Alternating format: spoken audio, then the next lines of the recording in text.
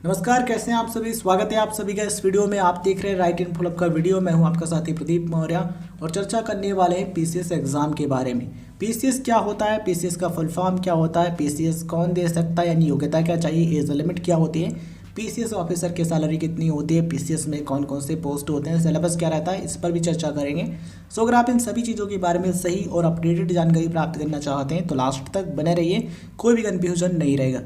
साथियों, अगर हम बात करें पीसीएस के फुल फॉर्म की तो इसका फुल फॉर्म होता है प्रोविंशियल सिविल सर्विस, यानी कि प्रांतीय सिविल सेवा। पीसीएस क्या होता है, इसको समझने के लिए हमें अन्य चीज़ें समझनी ज़रूरी हैं। जिस तरीके से केंद्र के स्तर पर यानी कि सेंट्रल लेवल पर यूपीएससी यानी कि यूनियन पब्लिक सर्विस कमीशन हमारे देश की जो विभिन्न सेवाएं हैं उन सेवाओं के जो अधिकारियों के पद हैं यानी कि जो ऑफिसर लेवल के जो पोस्ट हैं उन पर नियुक्ति के लिए सिविल सेवा परीक्षा यानी कि सिविल सर्विसेज एग्ज़ाम कंडक्ट कराती है, यानी कि परीक्षा आयोजित कराती है। उसी तरीके से स्टेट लेवल पर यानी कि राज्य के स्तर पर जो अलग अलग राज्यों के लोक सेवा आयोग हैं यानी कि पब्लिक सर्विस कमीशन है, वो उस राज्य की जो विभिन्न सेवाएं हैं उन सेवाओं के जो अधिकारियों के पद हैं उन पर नियुक्ति के लिए परीक्षाएं आयोजित कराते हैं। उन परीक्षाओं को ही पीसीएस के नाम से जाना जाता है। जनरली किस स्टेट की परीक्षा को पीसीएस के नाम से जाना जाता है उस पर भी हम चर्चा करते हैं। साथियों, उत्तर प्रदेश पब्लिक सर्विस कमीशन यानी कि उत्तर प्रदेश लोक सेवा आयोग, ये उत्तर प्रदेश का लोक सेवा आयोग है यानी पब्लिक सर्विस कमीशन है। और ये उत्तर प्रदेश की जो विभिन्न सेवाएं हैं उन सेवाओं के जो विभिन्न पद हैं उन पर नियुक्ति के लिए एग्ज़ाम कंडक्ट कराता है। उस एग्ज़ाम को ही कहते हैं पीसीएस एग्ज़ाम। ठीक है, जनरली इस एग्ज़ाम को यूपीपीसीएस के नाम से जाना जाता है। और ये जो एग्ज़ाम है इसको एक अन्य नाम से भी जाना जाता है, वो नाम है कंबाइंड स्टेट और अपर सबऑर्डिनेट सर्विसेज एग्ज़ाम। और यहाँ पर आप देख पा रहे होंगे उत्तर प्रदेश पब्लिक सर्विस कमीशन के द्वारा 2024 के लिए जो विज्ञापन जारी किया गया है वहाँ पर क्या लिखा है, कंबाइंड स्टेट और अपर सबऑर्डिनेट सर्विसेज यानी कि पीसीएस एग्ज़ाम। ठीक है, तो ये जो एग्ज़ामिनेशन है पीसीएस का, ये उत्तर प्रदेश पब्लिक सर्विस कमीशन यानी कि उत्तर प्रदेश लोक सेवा आयोग के द्वारा कंडक्ट कराया जाता है। और ये क्या है, एक state level civil services exam है यानी कि राज्य के स्तर की सिविल सेवा परीक्षा है। और इसके द्वारा विभिन्न पदों पर उम्मीदवारों की नियुक्ति की जाती है, यानी कि जो विभिन्न अधिकारी स्तर के जो पद हैं उन पर उम्मीदवारों को सेलेक्ट किया जाता है। ठीक है, और उसकी एक प्रक्रिया है। इसमें क्या होता है, 3 स्टेज होती हैं। पहली होती है प्रीलिम्स परीक्षा यानी कि प्रारंभिक परीक्षा, इसको अगर आप पास कर लेते हैं अच्छे तरीके से देन आप मेन एग्ज़ाम यानी मुख्य परीक्षा दे सकते हैं। मुख्य परीक्षा को अच्छे तरीके से पास करने के बाद आपको वाइवा या फिर पर्सनैलिटी टेस्ट या फिर कहीं इंटरव्यू देना होता है। और अगर आप इसको भी अच्छे तरीके से पास कर लेते हैं देन आपका जो स्कोर रहता है, जो आपका रैंक रहता है, अगर आपको उसमें अच्छी रैंक अच्छा स्कोर प्राप्त होता है देन आपको जो टॉप पोस्ट हैं जैसे कि डिप्टी कलेक्टर का, डीएसपी का, ठीक है, और भी कई सारे पोस्ट हैं वो मिल सकते हैं। और अगर आपका कम स्कोर रहता है, रैंक उतनी अच्छी नहीं आती है देन आपको जो अन्य पद हैं वो मिल सकते हैं। ठीक है, आई होप आपको समझ में आ गया होगा कि पीसीएस क्या होता है। आप में से कुछ स्टूडेंट्स का सवाल ये भी हो सकता है कि सर यूपीएससी का एग्ज़ाम क्लियर करने के बाद जो ऑफिसर बनते हैं यानी जो अधिकारी बनते हैं, ठीक है, उनमें और जो स्टेट लेवल का सिविल सर्विस एग्ज़ाम होता है यानी कि सिविल सेवा परीक्षा होती है उसको क्लियर करने के बाद जो अधिकारी बनते हैं उनमें थोड़ा सा अंतर क्या होता है, इसको बताइए। देखिए,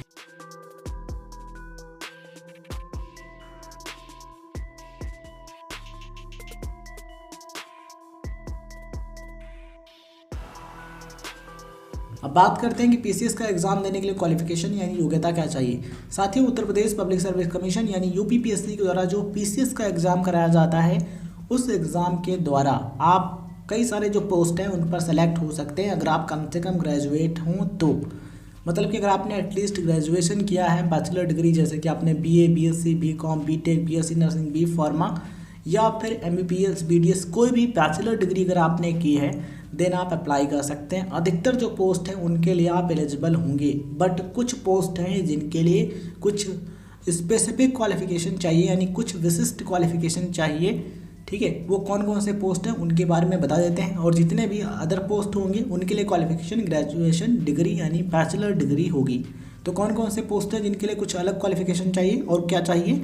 तो statistical officer under UP agriculture service grade 2 section C statistics branch, इस पोस्ट के लिए अगर आप अप्लाई करना चाहते हैं तो ज़रूरी है कि आपने पोस्ट ग्रेजुएशन किया हो, पोस्ट ग्रेजुएट डिग्री आपने की हो मैथमेटिक्स में या फिर मैथमेटिकल स्टैटिस्टिक्स में या फिर केवल स्टैटिस्टिक्स में या फिर एग्रीकल्चर स्टैटिस्टिक्स में, देन आप इसमें अप्लाई कर सकते हैं। अगर आप अप्लाई करना चाहते हैं assistant controller legal measurement grade 2 इस पोस्ट के लिए, देन ये क्वालिफिकेशन होना ज़रूरी है, तभी अप्लाई कर सकते हैं। और अगर आप अप्लाई करना चाहते हैं मैनेजमेंट ऑफिसर या फिर मैनेजर इस पोस्ट के लिए, देन ज़रूरी है कि ये क्वालिफिकेशन चाहिए। सब रजिस्ट्रार इस पोस्ट के लिए अप्लाई करना चाहते हैं, देन ज़रूरी है कि आप लॉ ग्रेजुएट हो, मतलब कि आपने लॉ में ग्रेजुएशन किया हो, मतलब कि आपने LLB किया हो। और अगर आप असिस्टेंट डायरेक्टर ऑफ इंडस्ट्रीज़ इस पोस्ट के लिए अप्लाई करना चाहते हैं, देन ज़रूरी है कि आपने पोस्ट ग्रेजुएट डिग्री की हो आर्ट्स में, साइंस में या फिर कॉमर्स में या फिर टेक्नोलॉजी में, या फिर आपने एटलीस्ट बैचलर डिग्री की हो टेक्सटाइल में, ठीक है। देन आप इस पोस्ट के लिए अप्लाई कर सकते हैं। अगर आप ये क्वालिफिकेशन नहीं रखते हैं, इन पदों के लिए अप्लाई नहीं करना चाहते हैं, यानी कि जितनी अदर पोस्ट है उनके लिए अप्लाई करते हैं, देन कम से कम आपके पास बैचलर डिग्री है, मतलब कि ग्रेजुएशन की डिग्री है, किसी भी सब्जेक्ट में आप अप्लाई कर सकते हैं, ठीक है। मतलब कि ये जो पोस्ट थी 2024 के विज्ञापन में, अगर आप इनके लिए अप्लाई करना चाहते हैं देन ये क्वालिफिकेशन चाहिए, विशेष क्वालिफिकेशन या फिर कहें स्पेसिफिक क्वालिफिकेशन। और वैसे जितनी अदर पोस्ट होती हैं जैसे कि डिप्टी कलेक्टर की पोस्ट या फिर DSP की पोस्ट या फिर VDO की पोस्ट या फिर ARTO की पोस्ट और भी कई सारे पोस्ट होते हैं, उनके लिए नॉर्मल अगर आपने किसी मान्यता प्राप्त यूनिवर्सिटी से या फिर कॉलेज से ग्रेजुएशन किया है तब भी आप अप्लाई कर सकते हैं। आई होप आपको चीज़ें बेहतरीन तरीके से समझ में आ रही होंगी। साथियों देखिए, कुछ पोस्ट होते हैं उनके लिए हाइट भी मायने रखती है, यानी कि उनके लिए हाइट की रिक्वायरमेंट होती है। कौन सी post? DSP deputy superintendent of police, अगर आप इसके लिए अप्लाई करना चाहते हैं देन आपकी हाइट जो है कम से कम इतनी होनी चाहिए। कितनी? यहाँ पर आप देख पा रहे होंगे स्क्रीन पर कैटेगरी वाइज हाइट मेंशन की गई है, आप पढ़ सकते हैं, ठीक है। और अगर आप अप्लाई करना चाहते हैं डिस्ट्रिक्ट कमांडेंट होम गार्ड्स इस पोस्ट के लिए, देन ज़रूरी है कि ये जो हाइट का क्राइटेरिया है वो आप फुलफिल करें। इसके अलावा सुपरिटेंडेंट ऑफ जेल इस पोस्ट के लिए अप्लाई करना चाहते हैं, देन ये जो हाइट का क्राइटेरिया है आप उसको फुलफिल करें। और अगर आप अप्लाई करना चाहते हैं एक्साइज इंस्पेक्टर इस पोस्ट के लिए, देन इतनी हाइट होनी चाहिए, स्क्रीन पर आप देख पा रहे हैं, डिटेल में पढ़ सकते हैं। इसके अलावा पोस्ट ऑफ डिप्टी जेलर, ठीक है, इसके लिए अप्लाई करना चाहते हैं देन इतनी जो आपकी हाइट है कम से कम होनी ज़रूरी है। तो ये सारी चीज़ें हैं जो कि आपको ध्यान रखनी ज़रूरी है। अब हम बात कर लेते हैं एज लिमिट की। तो आपकी जो एज है कम से कम होनी चाहिए 21 वर्ष यानी कि 21 ईयर्स, और अधिकतम 40 से नहीं होनी चाहिए, मतलब कि आपकी जो एज है कम से कम 21 वर्ष होनी चाहिए, 40 वर्ष से ज़्यादा नहीं होनी चाहिए। वैसे जो SC या फिर ST या फिर OBC या फिर जो अदर कैटेगरी के कैंडिडेट्स हैं उनको एज में रिलैक्सेशन मिलती है, यानी कि ऊपरी आयु सीमा में छूट मिलती है। कितनी मिलती है? ठीक है, तो 5 ईयर्स की छूट मिलती है, आप देख पा रहे होंगे स्क्रीन पर। अधिक जानकारी चाहते हैं इसके बारे में तो आप डिटेल से पढ़ सकते हैं, ठीक है। तो 21 से 40 वर्ष के बीच में आपकी एज है, देन आप डेफिनेटली अप्लाई कर सकते हैं। ज़्यादा एज हो रही है तो आप इस रिलैक्सेशन का जो सेक्शन है इसको आप अच्छे तरीके से पढ़ लें। तो अगर आप इन कैटेगरीज के अंतर्गत अप्लाई करते हैं देन आपको जो छूट है एज लिमिट में वो भी आपको मिल सकती है और आप अप्लाई कर सकते हैं। बात करते हैं कि स्टेट PCS का एग्ज़ाम क्लियर करने के बाद आप कौन कौन सी पोस्ट पर सेलेक्ट हो सकते हैं, मतलब कि PCS में कौन कौन सी पोस्ट होती हैं। तो PCS के अंतर्गत ये पोस्ट आती हैं कौन कौन सी? Deputy collector, deputy superintendent of police यानी कि DSP का पोस्ट होता है, ब्लॉक डेवलपमेंट ऑफिसर यानी कि BDO आप बन सकते हैं, असिस्टेंट रीजनल ट्रांसपोर्ट ऑफिसर यानी कि ARTO आप बन सकते हैं, असिस्टेंट कमिश्नर कमर्शियल टैक्स बन सकते हैं, डिस्ट्रिक्ट कमांडेंट होमगार्ड्स आप बन सकते हैं, ट्रेजरी ऑफिसर बन सकते हैं या फिर अकाउंट्स ऑफिसर ट्रेजरी बन सकते हैं, कैन इंस्पेक्टर बन सकते हैं, असिस्टेंट शुगर कमिश्नर बन सकते हैं, डिस्ट्रिक्ट कैन ऑफिसर बन सकते हैं। इसके अलावा सुपरिटेंडेंट जेल बन सकते हैं, मैनेजर क्रेडिट स्मॉल इंडस्ट्रीज ये पोस्ट होता है, इस पर सेलेक्ट हो सकते हैं। इसके अलावा manager marketing and economic survey small industries इसमें आप सेलेक्ट हो सकते हैं। इसके अलावा एग्जीक्यूटिव ऑफिसर ग्रेड 1 का पोस्ट होता है, इस पर सेलेक्ट हो सकते हैं, या फिर असिस्टेंट नगर आयुक्त इस पोस्ट पर सेलेक्ट हो सकते हैं। इसके अलावा डिस्ट्रिक्ट बेसिक एजुकेशन ऑफिसर इस पद पर सेलेक्ट हो सकते हैं। एसोसिएट DIOS एंड अदर जो इक्विवेलेंट एडमिनिस्ट्रेटिव पोस्ट होते हैं उन पर भी आपको मौका मिलता है सेलेक्ट होने का PCS एग्ज़ाम के द्वारा। इसके अलावा असिस्टेंट डायरेक्टर इंडस्ट्रीज मार्केटिंग ये पोस्ट होता है, इस पर सेलेक्ट हो सकते हैं।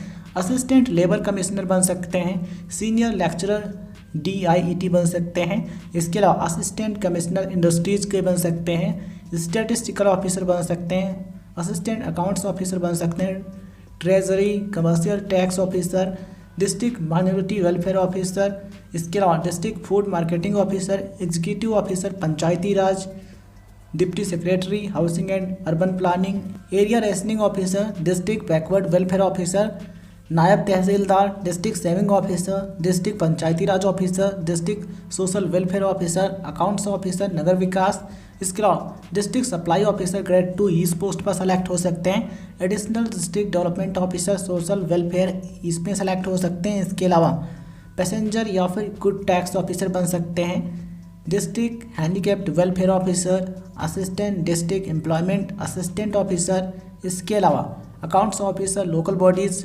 Regional employment officer, assistant registrar cooperative, इसके अलावा सब registrar, assistant prosecuting officer transport department में बन सकते हैं। इसके अलावा district probation officer, district administrative officer, district audit revenue audit इसमें आप बन सकते हैं। इसके अलावा assistant control legal measurement grade 1 and grade 2 इस पोस्ट के लिए अप्लाई कर सकते हैं। District programme officer, district youth welfare and प्रादेशिक विकास दल ऑफिसर, इसके अलावा आप बन सकते हैं labour enforcement officer, excise inspector, child development project officer, food safety officer, deputy jailer, technical assistant geophysics, technical assistant geology, management officer या फिर मैनेजर के पोस्ट पर सेलेक्ट हो सकते हैं। इन्फॉर्मेशन ऑफिसर या फिर डिस्ट्रिक्ट इन्फॉर्मेशन ऑफिसर इस पोस्ट पर अप्लाई कर सकते हैं इस एग्ज़ाम के द्वारा। इसके अलावा मैनेजर पोस्ट होता है उस पर अप्लाई कर सकते हैं। Chemist officer on special duty, computer and law officer आप बन सकते हैं। इसके अलावा और भी कई सारे जो पोस्ट होते हैं उन पर आप सेलेक्ट हो सकते हैं PCS एग्ज़ाम को क्लियर करके। साथियों, इस वीडियो में हमने आपको इन पदों के जो नाम हैं वो इंग्लिश में बताएं। अगर आप हिंदी में पढ़ना चाहते हैं तो उसी के पास में हिंदी नाम जो है इनका लिखा हुआ है इन पदों का, वो आप पढ़ सकते हैं, ठीक है। और ये जो पद हैं यानी ये जो पोस्ट है ये हमने आपको बताए हैं Uttar Pradesh public service commission PCS exam के अकॉर्डिंग। अलग अलग स्टेट्स में जो PCS का एग्ज़ाम होता है उसका जो नाम है वो अलग हो सकता है, ठीक है, उसका जो नाम है वो चेंज हो सकता है और वहाँ पर जो पद है उनका भी नाम जो है थोड़ा सा चेंज हो सकता है। अगर हम बात करें प्रीलिम्स एग्जाम की तो प्रीलिम्स एग्जाम में आपको 2 पेपर देने होंगे, दोनों ही पेपर ऑब्जेक्टिव टाइप होंगे, मतलब कि यहाँ पर आपको बहुविकल्पी प्रकार के प्रश्न देखने को मिलेंगे, मल्टीपल चॉइस टाइप क्वेश्चंस यानी कि MCQs देखने को मिलेंगे, ठीक है। और जो दोनों पेपर हैं वो आपके 200-200 नंबर के होंगे, यानी कि प्रत्येक पेपर 200 मार्क्स का होगा। इस तरीके से आपका जो प्रीलिम्स एग्ज़ाम है टोटल 400 नंबर का होता है। लेकिन ध्यान रखना ज़रूरी ये है कि जो प्रीलिम्स एग्ज़ाम का पहला पेपर है ये आपका होता है मेरिट वाला, मतलब कि इसी के आधार पर आपको प्रीलिम्स एग्ज़ाम का मेरिट दिया जाता है, मतलब कि इसी के आधार पर प्रीलिम्स एग्ज़ाम की मेरिट बनती है। जबकि जो दूसरा पेपर होता है प्रीलिम्स एग्ज़ाम का, इस एग्ज़ाम को क्वालिफाई करने के लिए कम से कम 33% मार्क्स लाने ज़रूरी होते हैं, मतलब कि अगर आप कम से कम 33% दूसरे पेपर में लाते हैं तब भी आप क्वालिफाई हो जाएंगे। और जो दूसरा पेपर है ये मेरिट के लिए मायने नहीं रखता है, केवल पहला पेपर जो है ये मेरिट के लिए मायने रखता है, बट दोनों पेपर आपको क्वालिफाई करने ज़रूरी हैं। इस चीज़ का डेफिनेटली ध्यान रखें, मतलब कि दोनों ही पेपर आपको पास करने पड़ेंगे। और पहला जो पेपर है ये आपको मेरिट के लिए ज़्यादा अच्छे तरीके से तैयार करना चाहिए और इस पेपर में आपको ज़्यादा से ज़्यादा नंबर लाने की कोशिश करनी चाहिए, ठीक है।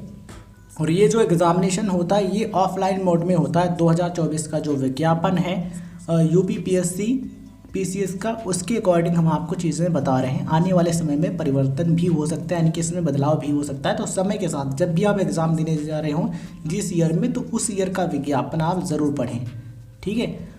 और ये जो एग्ज़ामिनेशन है 2024 वाला ये आपका OMR सीट यानी कि ऑफलाइन मोड में ये एग्ज़ाम कराया जाएगा। अब बात कर लेते हैं साथियों मेन एग्ज़ाम की। तो मेन एग्ज़ाम आप तभी दे सकते हैं जब आपने प्रीलिम्स को क्वालिफाई किया हो, मतलब कि अगर आप प्रीलिम्स परीक्षा को पास कर लेंगे तभी आप मेन एग्ज़ाम दे सकते हैं। और इसमें आपको टोटल 8 पेपर देने होंगे। नए एग्ज़ाम पैटर्न के अकॉर्डिंग अब आपको मेन एग्ज़ाम यानी मुख्य परीक्षा में UPPSC की मुख्य परीक्षा में आपको 8 पेपर देने होंगे। कौन कौन से होंगे? पहला पेपर आपका होगा जनरल हिंदी का यानी कि सामान्य हिंदी का। दूसरा पेपर आपका होगा एस्से का यानी निबंध का। तीसरा पेपर आपका होगा जनरल स्टडीज़ 1 का यानी कि GS 1 का। चौथा पेपर आपका होगा GS 2 का और पांचवा पेपर आपका होगा GS 3 का। छठा पेपर आपका होगा जीएस फोर्थ का, और सातवां पेपर आपका होगा जनरल स्टडीज़ यानी कि जीएस फिफ्थ का, और आठवां पेपर या फिर कहें लास्ट पेपर जो होगा ये होगा जनरल स्टडीज़ सिक्स्थ का यानी कि जनरल स्टडीज़ का छठा पेपर। ठीक है, तो टोटल 8 पेपर आपको देने होंगे। और ध्यान रखिएगा जो पहला पेपर है जनरल हिंदी का, ये आपका होगा 150 मार्क्स का यानी कि 150 नंबर का। ऐसे भी 150 नंबर का होगा, यानी कि इसमें आप मैक्सिमम इतने नंबर ला सकते हैं।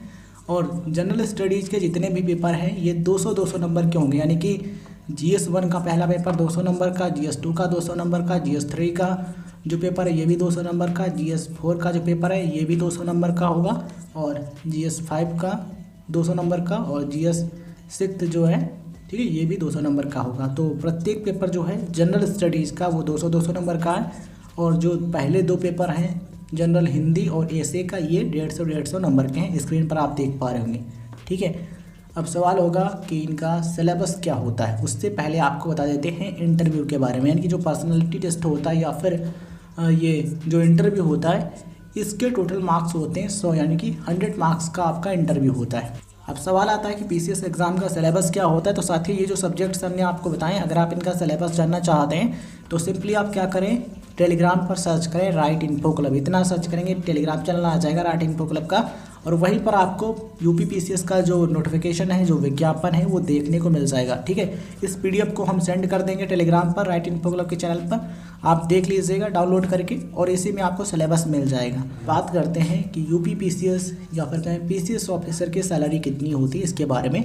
यहाँ पर आपको ये ध्यान रखना ज़रूरी है कि पीसीएस का जो एग्ज़ाम होता है इसके द्वारा आपको अलग अलग पोस्ट पर सिलेक्शन दिया जाता है, मतलब कि इस एग्ज़ाम को क्लियर करके आप विभिन्न पदों पर नियुक्त हो सकते हैं। तो अलग अलग जो पद होते हैं उन पर जो सैलरी है अलग अलग हो सकती है, और यहाँ पर ये भी मायने रखता है कि आपकी पोस्टिंग कहाँ पर हुई है। ठीक है, तो पोस्टिंग लोकेशन के अकॉर्डिंग भी आपकी जो सैलरी है थोड़ा कम ज़्यादा हो सकते हैं। अलग अलग पोस्ट है उनके लिए जो सैलरी है थोड़ा अलग अलग हो सकती है, इस चीज़ का आप ध्यान रखें। एंट्री लेवल पर लगभग जो सैलरी है 60 से 70 हज़ार रुपये होती है, इसके अलावा अन्य सुविधाएँ मिलती हैं। तो कुल मिलाकर के हम कह सकते हैं बहुत अच्छी सैलरी मिलती है अगर आप सेलेक्ट हो जाते हैं तब। ठीक है, अगर आपको सेलेक्ट होना है, जिस पोस्ट पर आप सेलेक्ट होना चाहते हैं तो उस हिसाब से आप मेहनत कीजिए, तैयारी के लिए रणनीति बनाइए। इसके अलावा अगर आप किसी अन्य टॉपिक के बारे में जानकारी चाहते हैं तो आप उस टॉपिक का नाम कमेंट सेक्शन में ज़रूर मेंशन कीजिए, और आप किस पोस्ट पर सेलेक्ट होना चाहते हैं उसका नाम भी कमेंट सेक्शन में ज़रूर लिखिए। और ये वीडियो जानकारी आपको कैसे लगी कमेंट सेक्शन में बताइए। चैनल पर नए तो सब्सक्राइब करने के बाद नोटिफिकेशन बेल ज़रूर दबाइए, जिससे आपको वीडियोज़ का नोटिफिकेशन मिलता रहे। धन्यवाद साथियों, जय हिंद जय भारत। हम आपसे मिलते हैं एक नए वीडियो में नए टॉपिक के साथ। तब तक के लिए आप पढ़ते रहिए, मेहनत करते रहिए। आप सभी के लिए बहुत बहुत शुभकामनाएं।